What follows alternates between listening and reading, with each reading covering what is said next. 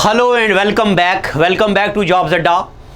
बेटा मैंने आपके लिए जो प्रीवियस ईयर क्वेश्चन से कंप्यूटर का सीरीज़ स्टार्ट की थी, ये वो प्रीवियस ईयर क्वेश्चंस हैं जो मैंने आपको दे दिए हैं। जो बच्चे नए हैं, आज पहली बार मेरे चैनल पे हैं, अगर उनको पता नहीं चल रहा तो हमारी एंड्रॉयड ऐप डाउनलोड कीजिए। उस ऐप में आपको स्टडी मटेरियल का एक ऑप्शन आएगा, वहाँ पे करंट अफेयर भी हैं, प्रीवियस ईयर क्वेश्चन भी हैं और टॉपिक वाइज एमसीक्यूज कुछ डाले हैं, कुछ मैंने अपनी टीम को दिए हैं, वो बना रहे हैं, आपको दे दिए जाएंगे। अब मैं पहले स्टार्ट करूंगा जो मैंने आपको पिछले दिन पहले दिन कुछ क्वेश्चन दिए थे घर के लिए काम करने के लिए, तो आप बच्चों के कमेंट्स मैं यहाँ पे लाऊंगा। मैं अभी सभी बच्चों के यहाँ पे कमेंट लाने वाला हूँ। तो आप सभी बच्चों ने जो जो मैंने आपको घर के लिए काम दिया था, पहले मैं वो चेक करता हूँ आप में से किस बच्चे ने सही काम किया है। शबनम गुल जी ने आंसर दिया है 25 का। मैंने आपको बोला था 25 को कन्वर्ट करना है बाइनरी में, तो सबसे पहले मैं देखूंगा शबनम गुल का आंसर सही है या गलत है। यहाँ लिखना था 25 और इसको करना था डिवाइड, ऐसे करके 2 एकम 2, 2 दूने 4, 12 दूने 24, 1, फिर ऐसे 2 इंटू 6, 6 दूने 12, 0, फिर 2 इंटू 3, 6, पीछे रह गया 0, फिर 2 एकम 2, पीछे आ गया 1, 1 0 0 1 1 1 0 0, बिल्कुल सही है। शबनम गुल का भी सही है और सैफुल्ला ताज का भी सही है और नीचे वाला 37 का भी दोनों का सही है और बिजी लाइफ 10011 और 101001, बिजी लाइफ को बच्चा इसका भी सही है। असलम कंटिन्यू तो रहेगा। महेंद्र सिंह का भी सही है और बिलाल नज्जार का भी सही है। उसके अलावा और कौन है? अच्छा, ये आहिरा चिप बहुत अच्छा बच्चा है, कोई या पता नहीं कौन है, बट बड़ा अच्छा है, ये पॉजिटिव कमेंट करता है हमेशा। उसके अलावा अच्छा यहाँ पे आते हैं, महेंद्र सिंह का भी सही है, बिलाल नज्जार का हो गया, सुनील चौधरी, भट्ट इरफान का, sorry 1010 is right answer for 37। Bhatt Irfan क्या लिखते हैं? अच्छा हाँ, ये सही है, भट्ट इरफान का सही है। उसके बाद अल्ताफ़ हुसैन का, ये अल्ताफ़ हुसैन का भी आंसर सही है। इसके अलावा अल्ताफ़ हुसैन जी को मैं थैंक यू बोलूँगा, इन्होंने मेरे लिए एक शेर भी लिखा हुआ है, वो शेर पढ़ता हूँ। सारी शेर अशार है मेरी खुद का बनाया हुआ, ये शेर इन्होंने खुद लिखा है कि हैं तेरे अंदाज़े बयां पे क्या लिखूं आशिक। ओहो, क्या लिखा है?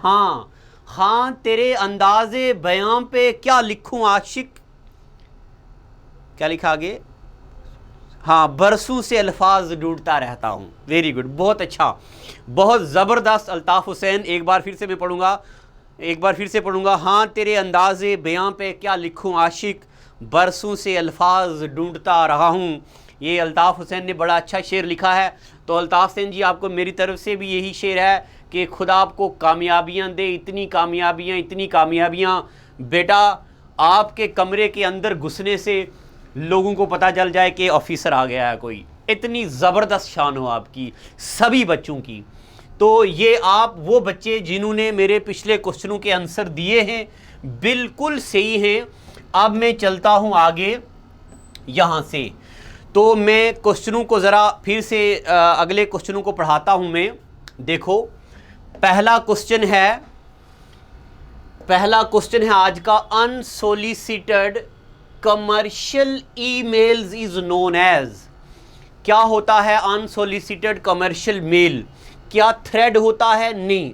थ्रेड क्या होता है बेटा? कंप्यूटर में क्या होता है? सीरीज ऑफ स्टेप्स होते हैं, सीरीज ऑफ प्रोसेस होता है, जिनको थ्रेड बोलते हैं।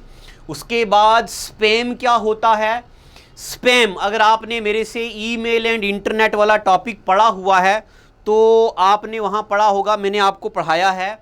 स्पैम ऐसा फोल्डर होता है ईमेल में जहाँ पे कमर्शियल मेल आते हैं।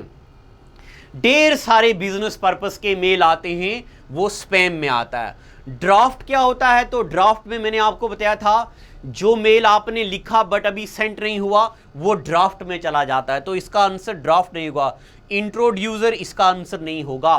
तो अनसोलिसिटेड कमर्शियल मेल कहां पे होते हैं? स्पैम फोल्डर में होते हैं। ठीक है, ये एक क्वेश्चन था। अगला क्वेश्चन आता आपकी स्क्रीन पे 1 रुपए के लिए। 1 रुपया काफी है ना? हाँ। Which of the following technique can be used by web applications to access the stored information across the pages within the application? Question एक बार दोबारा से सुन लो। क्वेश्चन का मतलब है कि इनमें से कौन सी ऐसी टेक्निक है जिस टेक्निक से वेब पेज में जो पहले इंफॉर्मेशन स्टोर हुई हैं वही इंफॉर्मेशन दोबारा से एक्सेस करी जाती हैं।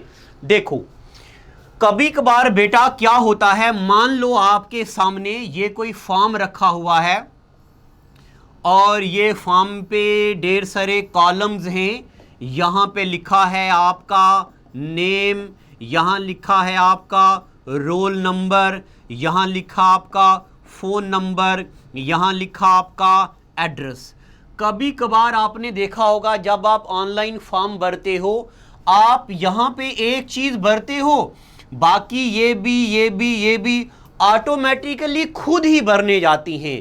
तो ऐसी टेक्निक को बोलते हैं कुकीज। ऐसी टेक्निक को क्या बोलते हैं? कुकीज। तो बताओ वो कौन सी टेक्निक है जिससे पहले से ही इंफॉर्मेशन स्टोर की जाती है और जब हम कोई नई एप्लीकेशन या कुछ नया यूज करते हैं तो वो पहले ही वहां से हमारे लिए इंफॉर्मेशन निकल के आती है। तो इस टेक्निक को क्या बोलते हैं? इस टेक्निक को बोलते हैं कुकीज। ठीक है, चलो ये 2 बातें पता चल गई आपको। उसके अलावा ये हो गया, ये आप बच्चे क्वेश्चन पेपर का प्रिंट निकाल लो, वहीं पे साथ साथ लिखते जाओ। आगे चलता हूं मैं। विच of the following option is not A hardware? इनमें से कौन सा हार्डवेयर नहीं है?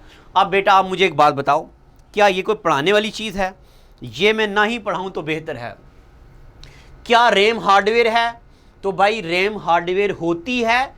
ये पूछ रहा है कौन सी हार्डवेयर नहीं है, तो रैम क्या है? रैम हार्डवेयर है, इसका आंसर नहीं होगा। कीबोर्ड हार्डवेयर है, इसका आंसर नहीं होगा। SMPS, सबसे पहला SMPS के बारे में बताऊं आपको। SMPS क्या होता है? ये जो अभी रिसेंटली एक्सटेंशन हेल्थ एजुकेटर का जो क्वेश्चन जो पेपर हुआ था उसमें पूछा गया था कि SMPS की फुल फॉर्म क्या है। तो SMPS की फुल फॉर्म क्या है? सबसे पहले आप बच्चे मुझे ये बताओगे जल्दी जल्दी।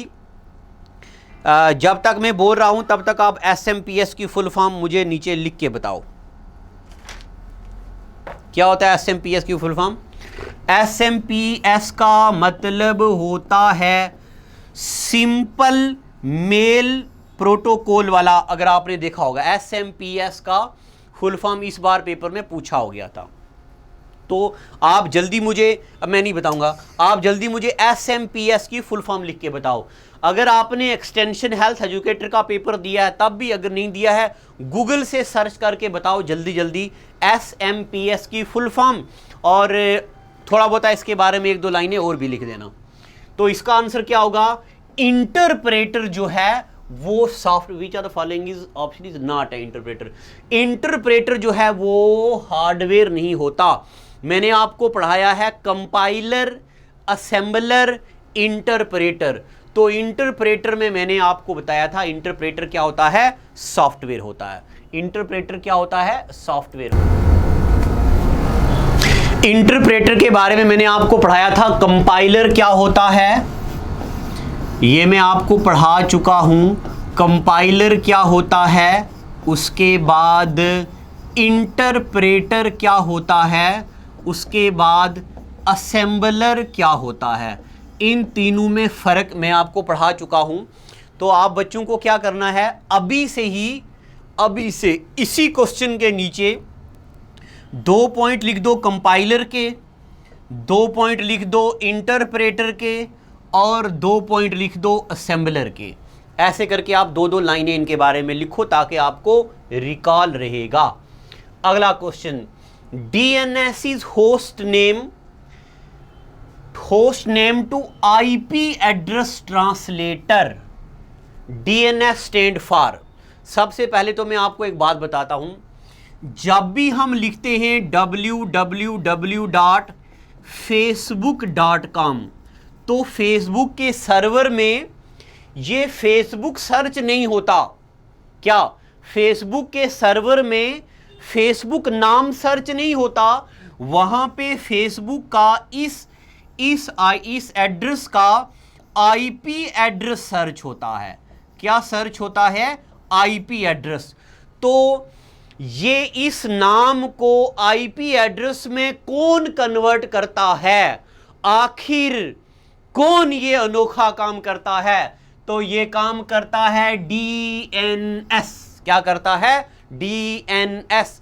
DNS की full form domain name server, data network server कुछ नहीं होता। उसके बाद डोमेन नेटवर्क सर्वर कुछ नहीं होता, उसके बाद डेटा नेम सर्वर भी कुछ नहीं होता। तो होता क्या है? डोमेन नेम सर्वर होता है, और इसका आंसर क्या आएगा? Domain name server. पता चल गया आपको? सवाल आ रहा जिंदगी का कि नहीं आ रहा? तो बताओ, DN को, डोमेन नेम सर्वर को IP एड्रेस में कौन कन्वर्ट करता है? DNS। अब जल्दी मुझे नीचे लिख के बताओ, IP वर्जन 4 और IP वर्जन 6 ये कितने बिट का होता है और ये कितने बिट का होता है? ठीक है, ये दोनों कितने कितने बिट के होते हैं, ये पूछा भी गया है एग्जाम में सवाल, और आपको रिकॉल हो जाएगा। यहीं पे लिख दो जो मैंने आपको दिया है ना। जैसे देखो, ये मेरे पास ये क्वेश्चन पेपर का प्रिंट निकाला हुआ, मैं आपको बता दूं। तो यहाँ पे बेटा जगह जो छोड़ी हुई है ना, देखो मैं कैमरे के पास करता हूँ, ये जो जगह छोड़ी है ना, ये वाली, आप बच्चे इन जगहों में ऐसा स्पाइरल निकाल के इन जगहों पे ऐसी चीज़ें लिखते जाओ ताकि आपको फ्यूचर में ये इजी रहे। अगला सवाल, to increase the font size of the selected text in MS word. जब हम माइक्रोसॉफ्ट वर्ड में टेक्स्ट का साइज बढ़ाना चाहते हैं, बट सिलेक्टेड टेक्स्ट का, तो उसके लिए क्या करते हैं?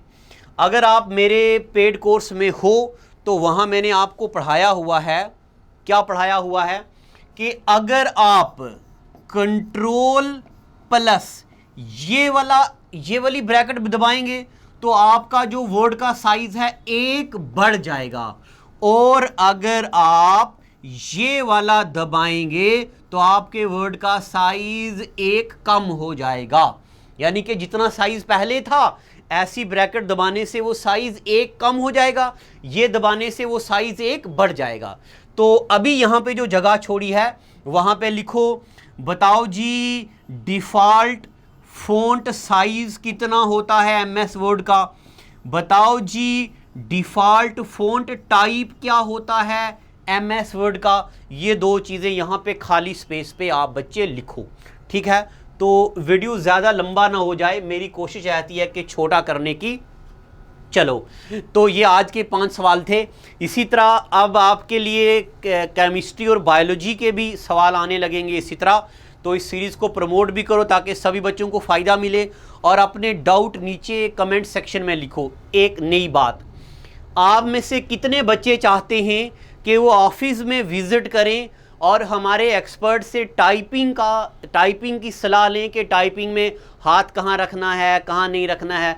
कितने बच्चे हैं? तो वो आप नीचे वीडियो में कमेंट करें, फिर हम एक दिन के लिए फ्री वर्कशॉप रखेंगे जहाँ पे हमारे टाइपिंग एक्सपर्ट राहुल सर 90 की स्पीड और 100 एक्यूरेसी वाले सर, जम्मू कश्मीर के टॉपर आएंगे और आपको ऑफलाइन क्लास में गाइड करेंगे। अगर आप बच्चे दूर के हो तो फिर ऑनलाइन ही कराएंगे।